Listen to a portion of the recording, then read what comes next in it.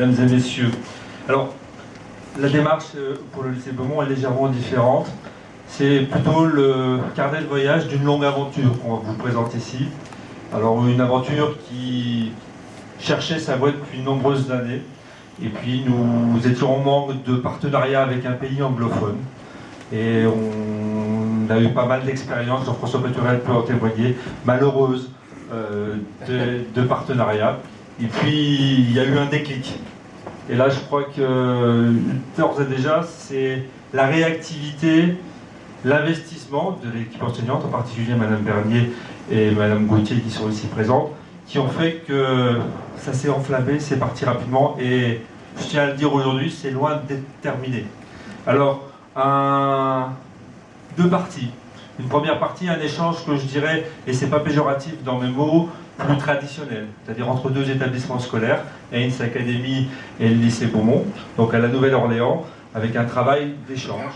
Alors ça aussi, ça a pris de l'ampleur, puisque cette année, une enseignante du lycée Beaumont est sur un poste Jules Verne à Haynes Academy, donc le travail de collaboration est réel, concret et complet. L'échange, lui, bon, il a été bien sûr au mois d'avril et il y a une partie des photographies qui sont à la Nouvelle-Orléans. Retour d'un certain nombre d'élèves et de l'équipe, donc louisianaise, en juin dernier. Et puis, il y a la deuxième partie qui, elle, est sans doute la plus folle dans l'aventure. Parce qu'elle a démarré lors de l'avenue donc du lieutenant-gouverneur, que vous verrez en photo, et puis aussi lors de l'avenue du collectif NUNU. Alors, collectif NUNU, c'est un collectif artistique d'Arnaudville, une toute petite ville de la Nouvelle-Orléans, de la paroisse Saint-Landry Parish, à une vingtaine de miles de Lafayette. Et puis, échange entre ces deux collectifs artistiques qui sont prêts à tout faire pour échanger et faire vivre une relation entre deux cousins qui sont les Français, les Bretons en particulier et les Louisianais. Et là, un partenariat artistique. Alors, avec des plasticiens, avec des photographes, parce que l'exposition que vous voyez là a été encadrée par 4 photographes. Donc une redonnaise, Myriam Jega, qui a accompagné les élèves en amont du voyage, qui les a accompagnés encore après, au retour. Et puis sur place, pour la partie Nouvelle-Orléans, deux photographes, Thierry Deroche et Michel Varisco, qui ont accompagné les élèves dans la production de ces photographies. Et puis sur Arnaudville, aussi un autre artiste qui s'appelle Lucius Fontenot, qui a fait un certain nombre de photos qui ont été exploitées. Alors, ça ne s'arrête pas là, bien sûr, puisque grâce au consul des États-Unis pour le Grand Ouest, que je remercie vivement encore aujourd'hui, nous avons pu créer vraiment une production artistique de photographie, puisque ces photos que vous voyez là ont été financées par le consulat des États-Unis pour le Grand Ouest.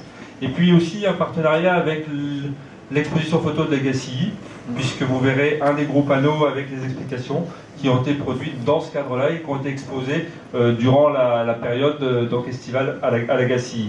Donc vous voyez beaucoup de choses, en particulier des mises en parallèle de territoires, avec des moments forts, à la fois redonnés, à la fois louisianais, puisque vous avez vu quelques photos où on a participé, et je dis bien on, parce que je suis bien obligé de le dire, participé à ce que les Louisianais appellent Mardi Gras, hein, donc le carnaval louisianais, et puis la semaine française, puisque la francophonie n'est pas un vain mot à Arnaudville, même si peu parlent la langue française, et ça, je tenais à le dire aujourd'hui, c'était surpris, interpellé, et puis admiratif de voir une population qui trouve un lien dans sa culture sur une langue qu'ils ne maîtrisent pas obligatoirement. Mais c'est leur lien culturel, et ça, j'ai trouvé ça absolument fantastique.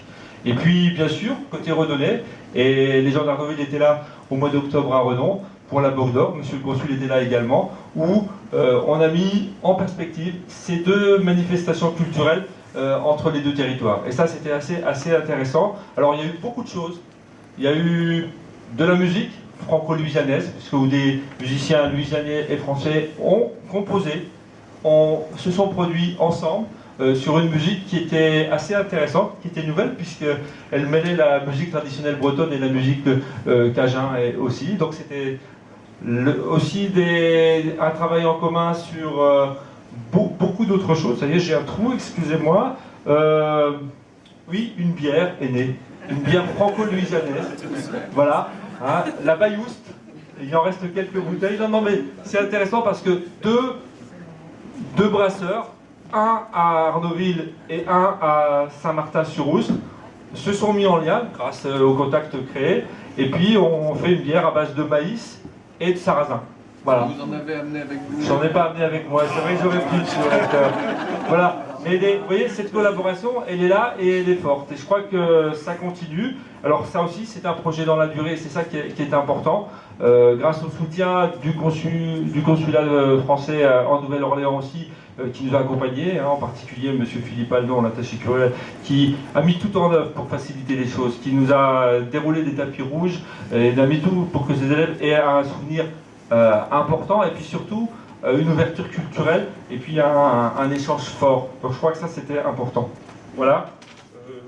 Je crois que je vous ai tout dit, si ce n'est non, il reste un dernier point, parce qu'il y a aussi une démarche de développement durable, et on a mis aussi 2 entreprises en relation dans cette histoire-là, sur le traitement de déchets. L'entreprise Charrier pour la partie française, Proton Pays de Loire, qui gère des déchets, et puis Solid Waste en Louisiane, qui fait la même activité. Et ces 2 chefs d'entreprise se rencontrent régulièrement pour développer des projets de traitement des déchets, de la méthanisation en particulier. Donc vous voyez que c'est à tous les niveaux. Alors, le projet continue, puisqu'il y a aussi un projet d'échange culinaire, avec l'écriture d'un livre de recettes, avec à la fois des ingrédients bretons et louisianais. Le lycée Louis Guillou est impliqué, et donc essaye de rentrer pleinement dans ce projet. Donc on voit que c'est quelque chose qui va vers l'ouverture, le développement, alors sachant que les élèves, eux, redonnés, marchent par cohorte, c'est-à-dire qu'on a des élèves qui ont découvert le projet en seconde, l'ont mis en application et sont partis en première, ont cette année transmis le relais en terminale aux prochains élèves de seconde, qui partiront l'année prochaine, et qui, on l'espère, pourront le faire pendant de nombreuses années. Et pour maintenir ce lien, bien évidemment, une équipe du lycée Boumont partira en avril à la semaine française pour continuer cet échange-là. Voilà, je voulais présenter ce problème, mais je crois que c'était important de le signaler. Merci.